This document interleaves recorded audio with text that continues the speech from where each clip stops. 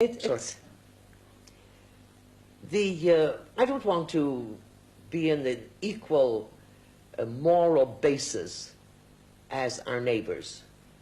But for 2.5 years, there is shelling from across the Jordanian border, and civilians, our children, are in shelters, living in shelters for 2.5 years.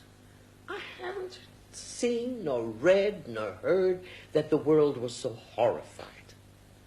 Do you consider you're on a superior moral basis to the Arabs? I think yes. I'm not happy to say that, because we intend to remain in this neighborhood. And we're convinced that the day of peace will come, and we want to cooperate with them. And when there will be peace, I think there will be no difference. And Prime Minister, Egyptian kids are taught to hate Israel. Aren't you, in fact, driving the lesson home to them? That's the beginning of their hatred?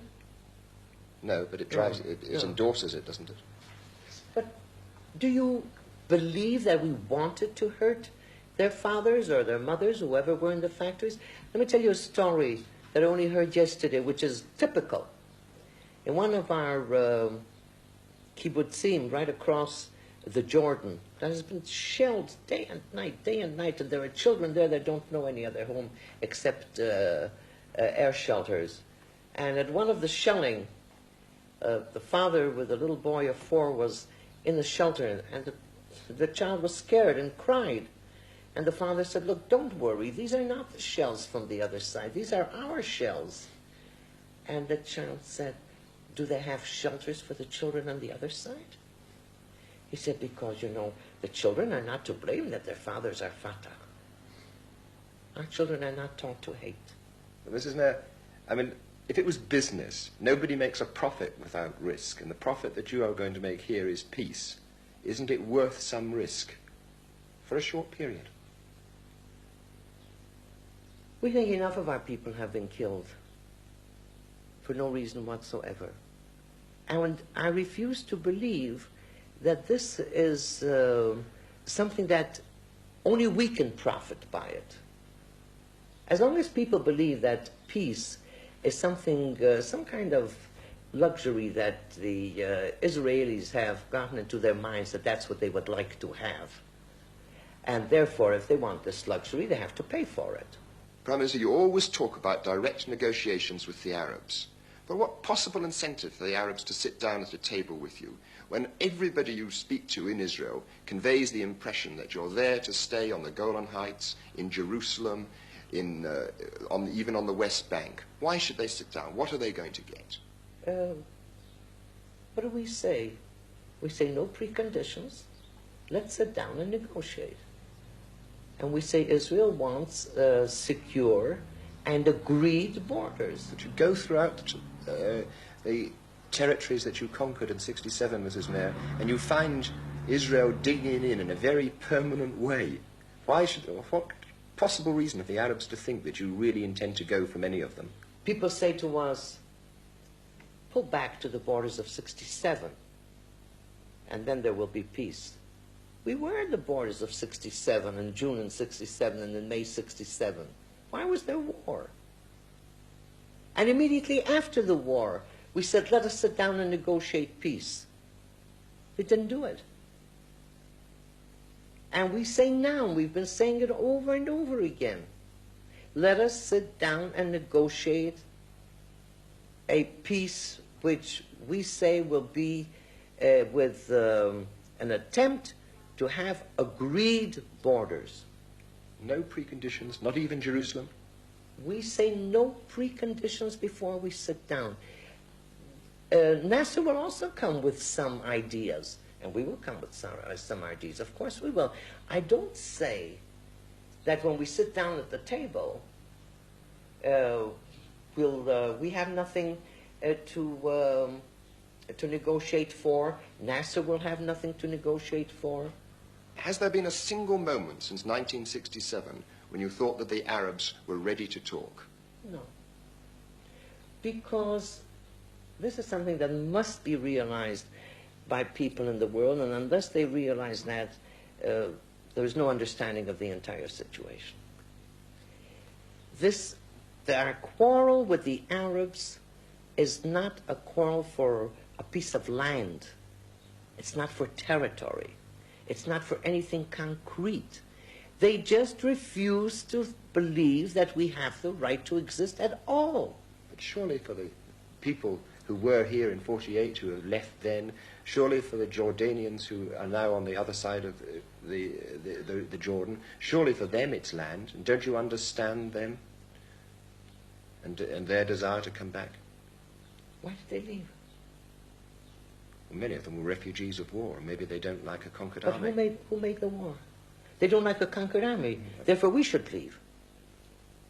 Oh, that I understand. Yes, then we can have peace in this area. But Without Israel in this area, there won't be peace. The Arabs are not so friendly with each other, but that's none of my business. Oh, this is a solution.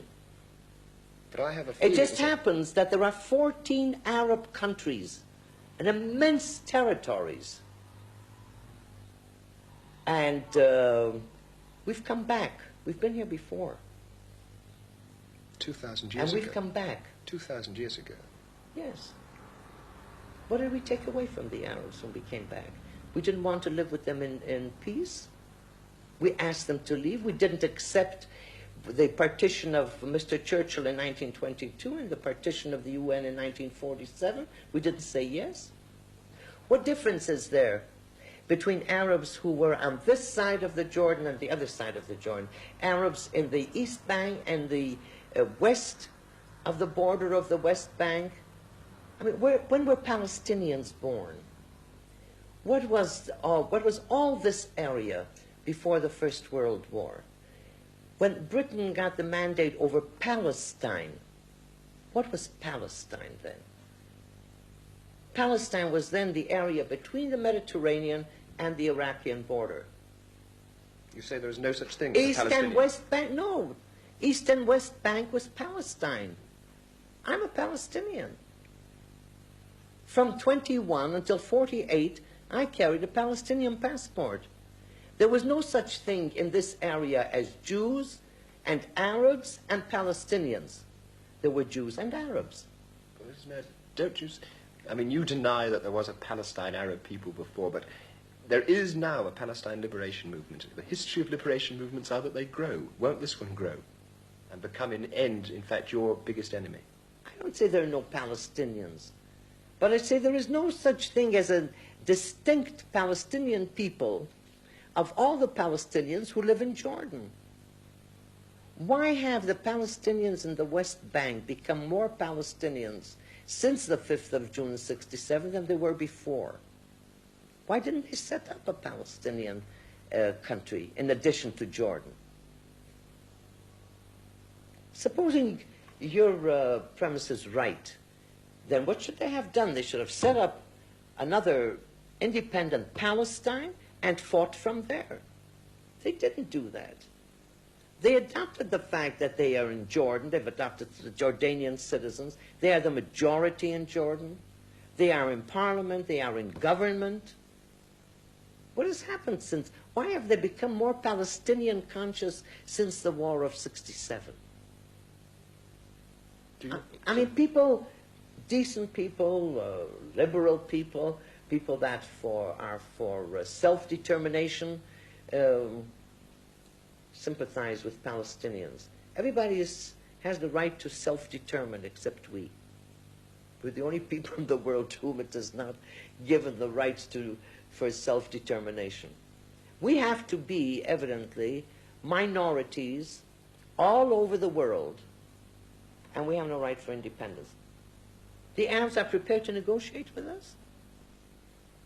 Which Arab? Where? When? If you know of an Arab leader, head of state that wants to negotiate with us, by all means, tell us. I'm prepared to go to Cairo, I'm prepared to go to Damascus, I'm prepared to go to Amman, I'm prepared to go to Beirut. Anywhere. You would go to these places? Yes. Happily. To negotiate peace, of course. What would be your first words to President Nasser if you did ever sit at the table with him?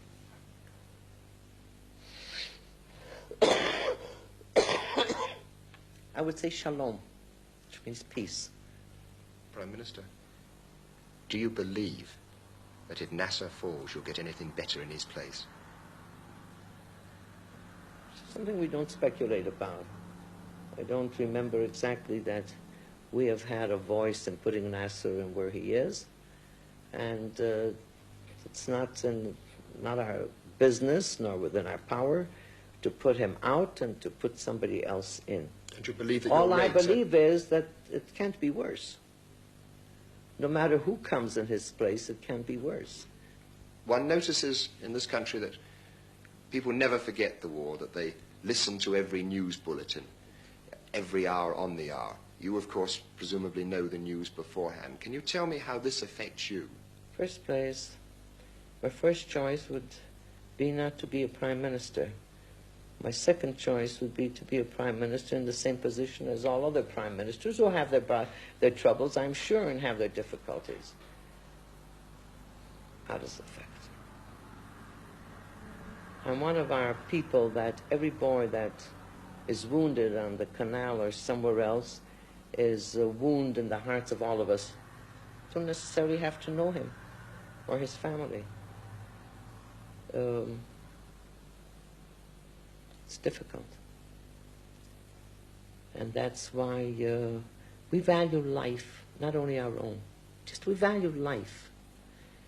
And this is our strength.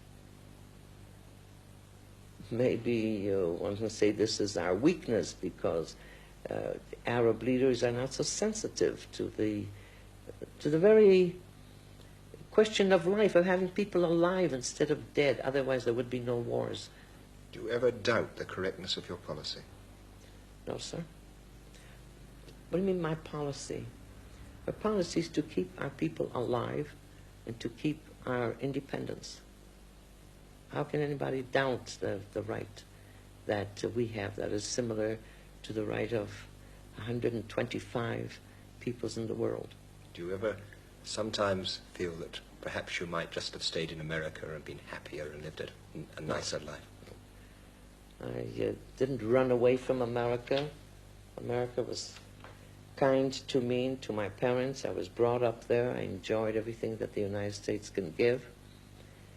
But I never regretted for 1 second that I didn't remain there and that I came here. But if you were brought up in America, what possible right have you to live in a land that was once Arab, whether he neglected it and left it a stony desert or not?